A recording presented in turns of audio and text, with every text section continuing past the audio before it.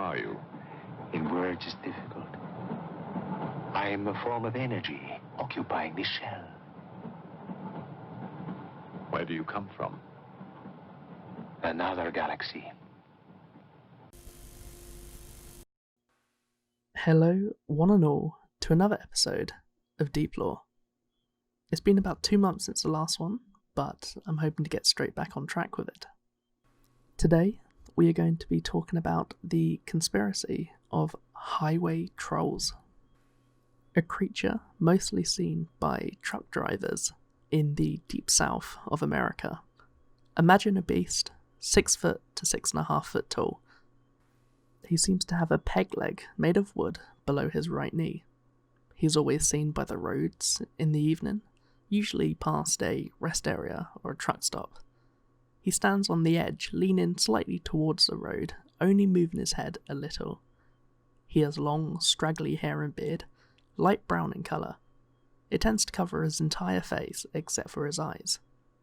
His clothes are old, ripped and torn, and he seems to resemble a homeless man. This description was originally given in 1981 by a Gary Durbin. He was a truck driver who was driving through a remote stretch of the road in Arkansas. Along the hairpin turns and the windy roads, Durbin saw a figure on the corner of one of his turns, fitting the descriptions just described. A bit confused as to why there was a man in such a remote location in the early hours of the morning, Durbin was a bit curious, but decided to continue on with his travelling. Durbin continued to make his way towards his destination, stopping once for a cup of coffee, and a second time for a rest. As he pulled out of the second rest stop, he once again saw the hairy man with the peg leg standing along the road just staring at him. At the time, he reasoned that the only way that this figure could catch up with him was if he was a hitchhiker, and he drove onwards and left the rest stop. Over a period of few years, Durbin saw this figure 5 different times in remote locations in Texas, Arkansas, southern Missouri, South Mississippi, and northern Florida. A man called Jerry D. Coleman was intrigued by this and questioned the truck drivers that have claimed to see this man, and wrote a book about it eventually called Strange Highways. 2 years later, in 1983, when Coleman was beginning to reach out to other people and asking for their stories, a woman known as Barb from Illinois told about her encounter with the creature. Barb was on a road trip to see her sister in Alabama. She got there, and upon meeting her sister, they went towards the mall in the area. As they were driving towards the mall, they passed what she described as a wild-looking man by the side of the road, who was described at about being 6 feet in height, long hair that hung down the face, clothes that looked like they were tattered as if he was run over. Once again, a wooden peg leg was also said to be seen. In Coleman's book, there's an extract by this woman called Barb, and I will quote it now. "The man, or whatever it was, just looked at us. A look of curiosity, I'd call it. We both agreed it had a wooden leg or a walking stick in front of its leg. We were not too sure. I felt guilty that we didn't call the police to check it out. After seeing the creature or whatever it was, it totally changed our plans. We didn't go on to the mall as planned. Instead, so shaken and concerned, we stopped at a nearby coffee shop and quietly sat composing ourselves." End quote. Barb was shaken up by this encounter, and that meant that she didn't decide to go to the mall, and she actually left to return home about 3 hours earlier than planned. It turned out that her sister's son had fallen out of a tree as it was climbing it and badly broke his leg. There was a shard of bone poking out through the skin, and he was heavily bleeding. Getting back earlier than expected, they were able to carry him to the emergency room, and in the end he made a full recovery. This left Barb wondering what would have happened if they didn't return the 3 hours earlier. Maybe the severe bleeding would have ended up causing more problems down the line. This made Barb think, and she believes that while the exterior of the figure is one that is typically viewed as a scary image, a man on the side of the road in the dark with a peg leg. She believes that it was there to give her this sense of worry so she would return home and in turn be able to help her sister's son. Maybe even an angel. There was a brief gap in time where there wasn't any more recorded sightings. That was until the winter of 1998, when a trucker who called himself Gunslinger was heading for Chicago. Once again, he recalled of a story very similar to previous encounters. Exactly the same look and exactly the same demeanour. In the year 2000, 2 years later, there was at least 2 separate sightings of this creature.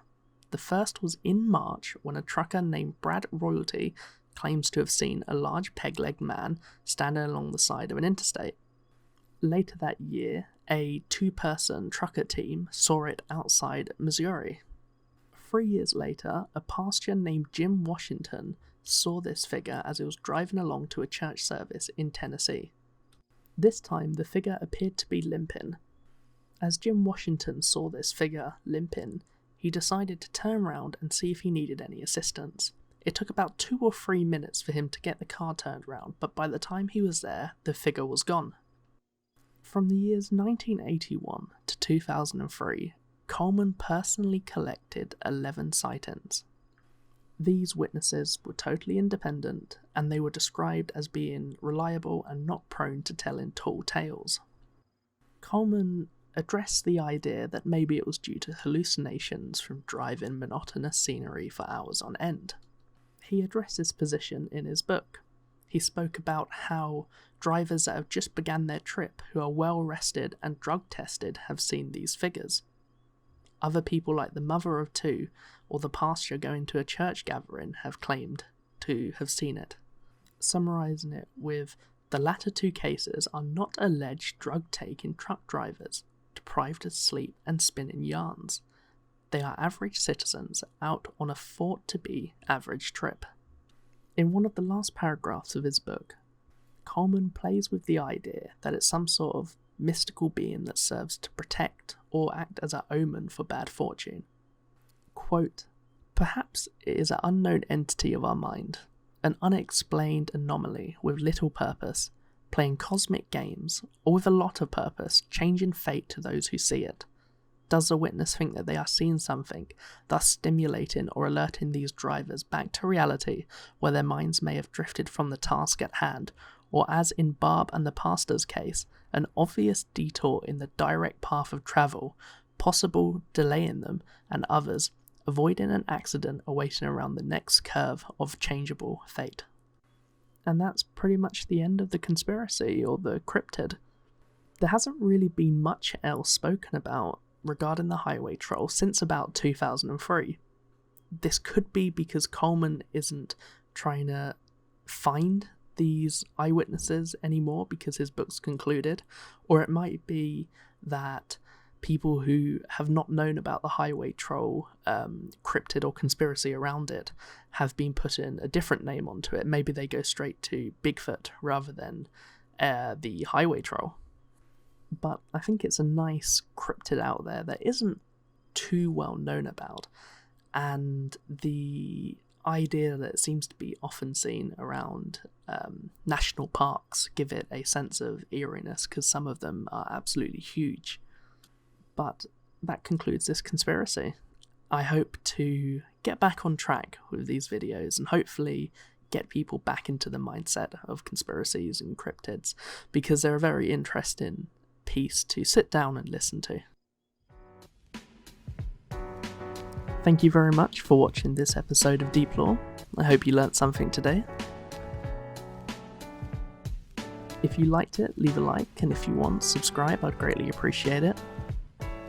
We're going to be descending the conspiracy iceberg, and I'd love for you to come along with me.